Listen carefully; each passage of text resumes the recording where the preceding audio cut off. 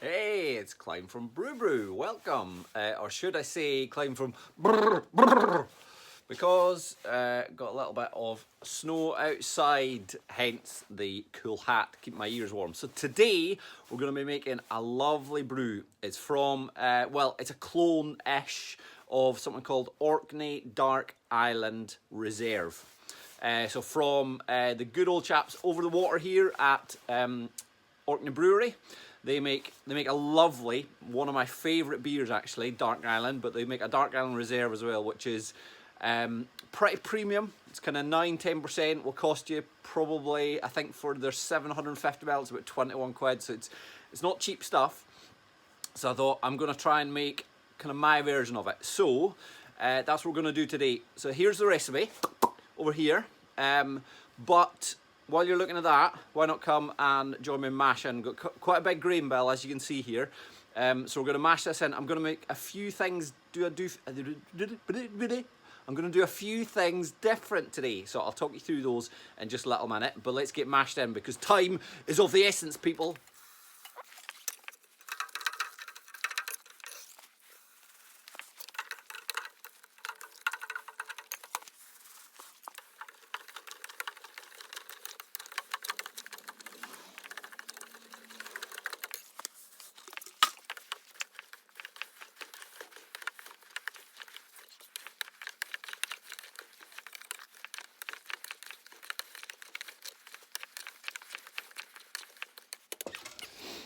Okay, let's get the pump going, boy.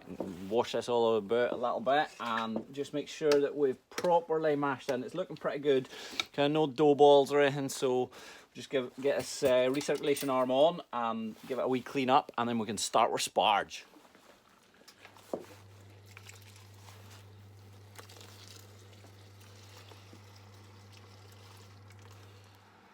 Okay, so I'm just going to turn the pump off for a little bit, and again, just give this another good mix in. Just make sure that it's all properly mixed in. Got no dough balls in there. It's looking good though.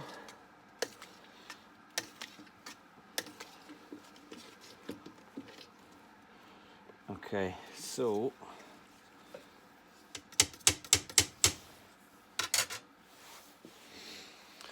I'm going to let it mash for 90 minutes. I'm going to do 90 minutes at slightly lower temperature than what I'd normally mash in it, because this is quite high ABV, remember, so I want to get all those, is it the betas? I can never remember, but anyway, the ones that turn into little protein things that get broken down, starches, whatever. I'm not a chemist, all right? I just make beer. Anyway, lower temperature will give more fermentable sugars, okay? So for the yeast to eat and turn into alcohol. So we're going to mash in for 90 minutes at 63 degrees, okay? Let's do it. Howdies. So, mash is finished, 90 minutes. So, just letting this steep through now. Now, I'm not doing a sparge, okay? So, one of the things I mentioned earlier, we're doing a few things different today. So, higher volume to start off with. So, 18 litres in there that we sparged, that we mashed with. No sparge at all. So, I reckon we'll probably have around about 16 litres, I reckon, after this is finished draining. We'll check it out in a wee while. And then post-boil, I'm expecting probably about 14 litres. So, yes, we are getting less. We're getting less liquid at the end, going into a fermenter, but that's fine. That's kind of what I was expecting, because I'm wanting that higher gravity. And I thought doing no sparge as well, so we get as much as possible out of these grains without diluting it down a little bit. So it's the first time I've done it, so I'm experimenting a little bit, but that's the plan just now. So meantime, while this is draining, I've turned my boiler back on, raised the temperature back up, just to kind of start that boil process a little bit quicker. So it's looking and smelling peach, I've got to tell you, it smells lovely. So we'll wait for this to drain, we'll get the boil on, we'll get the hops and stuff organised, and on to the next step. Let's do it. Probably need to pay more attention to my numbers, to be honest. Hadn't realised I'd lose so much during the mash, but it's no biggie. What I might do is I'm probably going to take an OG reading here and just see what it's like. And what I might do is just top this up. I might leave it though, because I've got a yeast starter made up, which is 2 litres. So that'll bring it up a bit when I go to pitch it. So actually, having just spoken about it, I'm just going to leave it. I'm going to get the boiler on, bring it up to boil, get my hops in, and take it from there.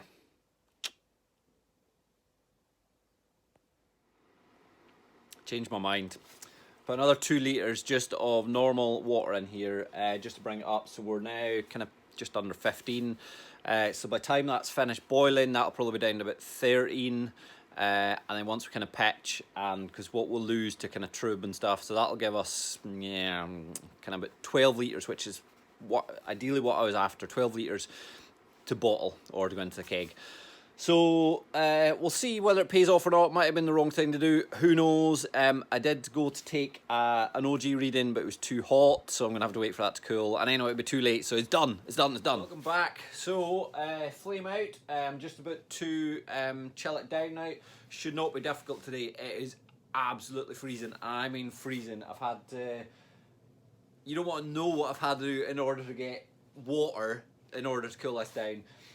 Cleaning all the equipment down, it was literally freezing while I was washing it down. It is like my hands are nearly dropping off me. Anyway, we're gonna make some great beer. So we're just about to cool this down, and then we're gonna stick it in and we'll pitch the yeast. So let me go and try and warm up somehow. I think I'm just gonna go and hug my Robobrew just to warm up, and then I'll come back.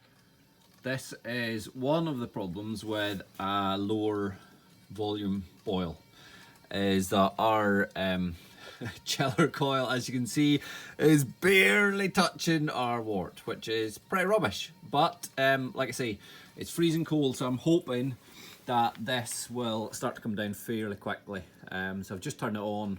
We're kind of 98. Yeah, I don't know how effective this is going to be. We'll have to wait and see.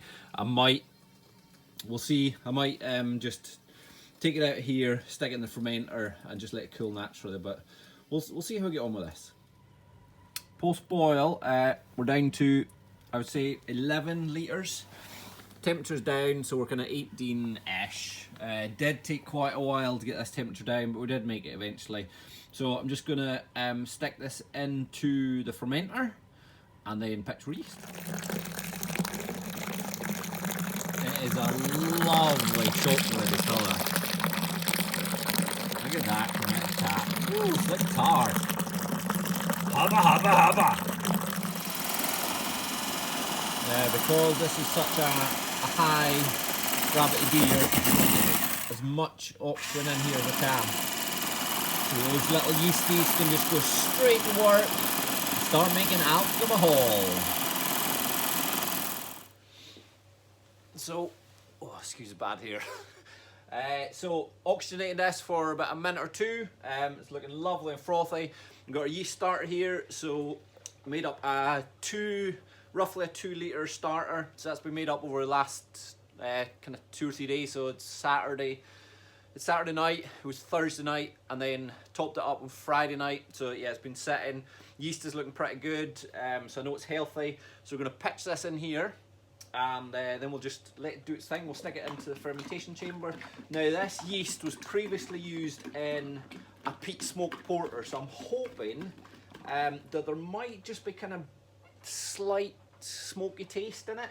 If not, it's no biggie, but if it comes through, it's probably just an added bonus. I was tempted to put some peat smoked malt in, but decided not to, because I didn't want to distort the flavours too much, but there might be little bits come from that yeast. But anyway, that's nice healthy yeast going in there. So I'm just going to quick sanitise this lid, stick it on, get it in the fridge, not the fridge, fermentation chamber, whatever.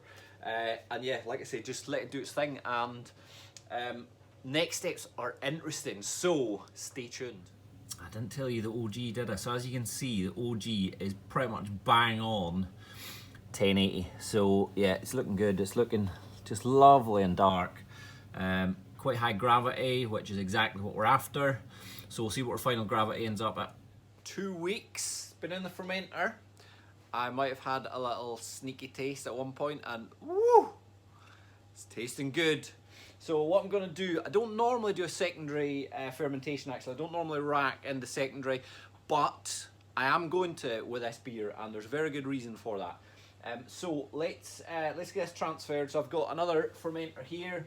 It's all been sanitized. So we're going to crack this. In fact, let's just crack it open. Crack this in here, whap it in. It looks gorgeous. It really does look good. So we'll get this all in here and I'll talk to you about what we're going to do next. Now transfer that into secondary. This is our little secret, okay? So when we first started our brew, so that was 2 weeks ago, got some oak chips, soaked them in whiskey, and they've been sitting in this jar ever since. Every couple of days I kind of come out to the garage, give it a good shuggle, make sure that that's all kind of soaking up nicely. So what we're going to do is I've got a hot bag here, just one of these vegetable bags from Lidl's actually. And what I'm going to do is pour this into the hot bag. That's been set in a bucket of sanitizer with a hot bag, so it's kind of perfectly sanitary. We're going to take our whiskey soaked oak chips and just over the beer I'm going to pour them into this hot bag. So any whiskey, just let it drop in. We're just going to tie this bag up, okay, like so. Oh, it smells gorgeous. And we're just going to let that soak in there now. I'm just going to flip it over the lid of this fermenter, stick the thingy on, and I'm going to put this back in the brew fridge, probably for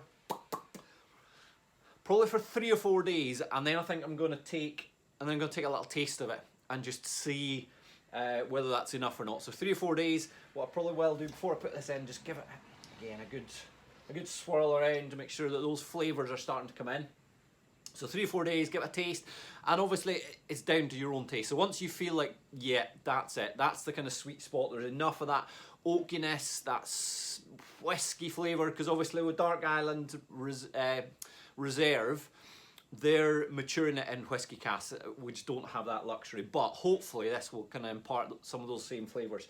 So we're just going to leave this and see how it turns out. So here's my Dark Island Reserve in good old Orkney Brewery glass.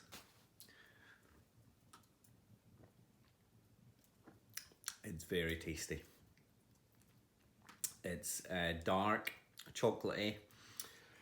There's an oakiness, there's like toffee, bit treacly, quite bitter, nice on the nose. Very happy.